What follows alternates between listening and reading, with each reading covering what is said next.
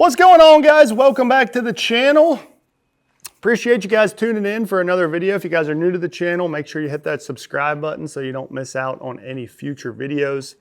We have made it home from ICAST, and really it's been a busy couple weeks, so I apologize for the lack of videos. We've been slacking a little bit. We missed a couple videos on you guys, so apologies to all you loyal subscribers and viewers. I'm sure you were wondering what was up. Maybe you were, maybe you weren't. But we missed a couple videos on you guys, but we're getting caught back up now on everything. But like I said, we made it home from ICAST.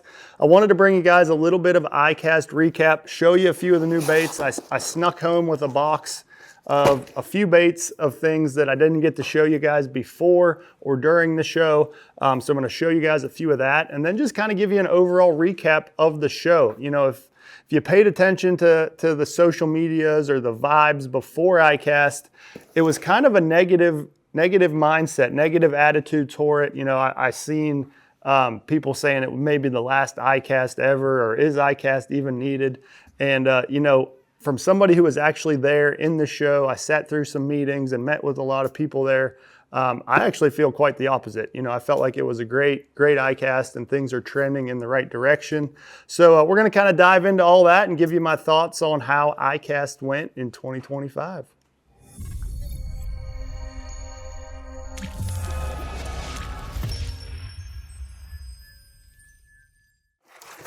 Okay, so let's dig into a few of the new baits that I didn't get to show you guys. So we talked about this guy. This is the Yamamoto Uni, but this is the finished product in the package right here. You know, he comes on a wire inside the tube there that really allows the bait to stay to form. You know, this is a unique plastic. It's really stretchy. So, you know, it doesn't really do well touching other things. It will bend and form to whatever it's leaning against, touching against. So it needs to be floating in the package. So it sits on that wire in there. Really cool packaging, and really like this bait. You know, it's a small little sea urchin style bait. It's smaller than a lot of the other ones that I've seen, and really cool little bait, the Yamamoto Uni. We talked about all the fuzzy stuff on the channel. I'm sure you guys have seen all that. There's the fuzzy Yamamoto in a little bit different color than I showed you guys. This is one that, you know, I'm kind of excited about. We're heading up north to do some smallmouth fishing, and this is the fuzzy nut. So actually ICAST was the first that I got to put my hands on these right here. First time that I got to see the fuzzy nut in person.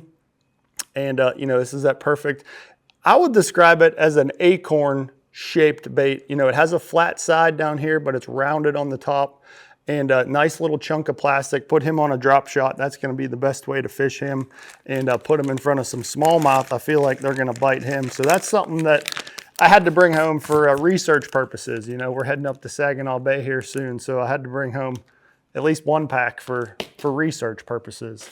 You know, what else we got? We brought home a few different cool baits. You know, Yamamoto and Bill Lewis and the whole crew at GSM introduced a ton of new baits. This is one that I didn't have prior to the show that I wanted to show you guys. It's called the Afterburner. Bill Lewis Afterburner. It's a tail spinner type bait. But you know what makes this a little bit different is this is basically, you know, a crankbait style body. It's a hard plastic body. It's hollow inside, so it has some rattles.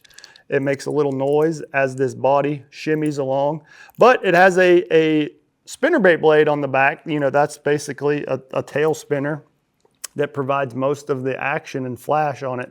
But instead of it being a willow or a Colorado, this is actually an Indiana blade, kind of that turtle shell shaped blade on the back. You know, it's a great size to imitate, you know, those smaller bait fish as you get here later into the summer. So the Afterburner is something I'm really excited about playing with this fall. We actually went to the beach over the weekend in between ICAST and coming home. And I tied him on and threw him out in the salt water a little bit to see what he looks like. So really excited about the Afterburner and see how he does. But seemed like all of the fuzzy stuff was the buzz this year. You know, the fuzz is the buzz kind of was the whole theme of the new baits this year. A lot of fuzzy stuff from all the different brands, and really cool to see that taken off and see how it does here in the next few years. Now, let's get into the meat of it, the ICAST show in general. So, you know, I also was kind of on the fence about ICAST, but I love going to ICAST. Brittany and I love going. It's a great time to get everybody from the fishing community together in one place. You know, you meet up with old friends that maybe you're fishing different tours now. You can hang out with friends, you know, kind of away from a tournament scene, and really get to hang out and build those friendships and relationships. And it's the same thing with sponsors. You know, this is one of, it could be the only time that you get to see face-to-face with some of the people that you work with day in and day out, as far as, you know, your sponsors. You know, you don't get to see them face-to-face that often and hang out with them in a, you know, a kind of an environment like that. So ICAST is always special for that, getting to see everybody, hang out with everybody, spend time in their booths, and continue to build those relationships. So from that aspect, it was a 10 out of 10, you know, great week at ICAST. Got to hang out with most every sponsor that we have, and you know, really continue to build those relationships and have a good time with those people. You know, one of the only times we get to see them throughout the year. Now, other than that, you know, obviously there was a lot of new products coming, so things are looking good from a lot of companies. You know, they're spending money, investing in money, creating new products. So it seems to me that the fishing industry isn't quite as bad as some people make it look on you know, some of these you know, social medias and stuff. People kind of talk bad about the fishing industry and how things are selling, how things are doing. But you know, from my perspective, things seem to be doing extremely well. And you know, we need a little more positivity in the sport. You know, a lot of people just like to be negative because I guess it gets the views and whatnot. But from my perspective, being there, being in the show, it seemed like maybe the people who weren't invited or weren't able to make the show didn't want to go to the show for some reason. They were talking very bad about it, but everybody who was actually there, had the meetings, talked with people face to face. It seemed to kind of be the opposite approach, that everyone was really excited and happy with how ICAST went this year. So that's a good thing in my book, and that's something that I'm really excited about for the future, and continuing to grow that. Now, you know, it kind of leads into the question, you know, a lot of people are saying, is ICAST really necessary? You know, a lot of the orders get filled before ICAST, and, you know, that's just kind of the nature of the world right now. You know, we're very immediate. We don't need to wait to go to a show to place an order for product when we can just immediately order it, pick up the phone or send an email or whatever. So you're seeing a lot more of that, but I still love the fact that ICAST brings everybody together, the whole fishing community, and you know, whether more orders get placed there, people get to put their hands on the product, see the stuff, and it really helps build those relationships for the long run. And I think it's absolutely necessary to continue that. And I plan on, you know, continuing to support it in any way I can. But just wanted to get that out there, a little recap of ICAST.